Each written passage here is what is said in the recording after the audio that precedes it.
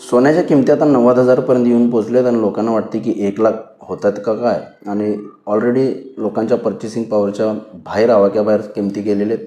त्यामुळे मला वाटतं लोकांना सोन्याच्या किमतीबाबतीत घेऊन फारशी आता काळजी करणं आवश्यकता नाही, कारण सोनं इतकं इथून येणाऱ्या 1-2 वर्षांमध्ये इथून 1,00,000 जाईल असं मला वाटत नाही. निश्चित 90,000च्या आसपास कुठंतरी थांबेल आणि एखाद्या वर्षांमध्ये ह्या मला वाटतं 5 ते 10% फॉल सोन्याच्या किमतीमध्ये निश्चित बघायला मिळू शकतो.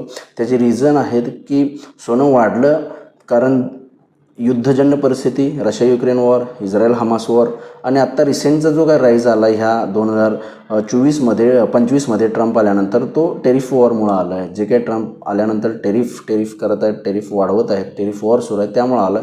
तर मला वाटतं रशिया युक्रेन वॉर तर सीजफायर झालं आहे, ट्रम्पने प्रयत्न केलेत. रशिया इस्रायल हमास वॉरमध्ये सुद्धा सीजफायर झालं आहे, त्यामुळे हे युद्धजन्य परिस्थिती तिथे निवळते. टेरिफ वॉरचं संकटसुद्धा आपल्याला निवळताना बघायला मिळते, कारण ट्रम्प जे आहेत ते निगोसिएशन टेबलवर प्रत्येक कंट्रीला घ्यायचा प्रयत्न करत आहेत आणि निगोसिएशन सुरू आहेत. तर मला वाटतं टेरिफ वॉरमधून सुद्धा जग येणाऱ्या काही महिन्यांमध्ये बाहेर पडेल आणि या सर्वाचा जो इम्पॅक्ट होऊन सेंट्रल बँकर्सनी फिअरनं बाईंग केलं आहे, ते फिअर कमी होईल आणि सोन्यामध्ये प्रॉफिट बुकिंग येईल आणि 5 ते 10% फॉल येऊ शकतो. नंबर 1. नंबर 2, जे काही रिसेंटमध्ये व्याजदर हाईक गेल्या 4-5 वर्षामध्ये कोरोनानंतर झाले, त्यामुळे सुद्धा सोन्याच्या किमती वाढत्या राहिल्या, कारण मंदीसदृश स्थिती येऊ शकते म्हणून.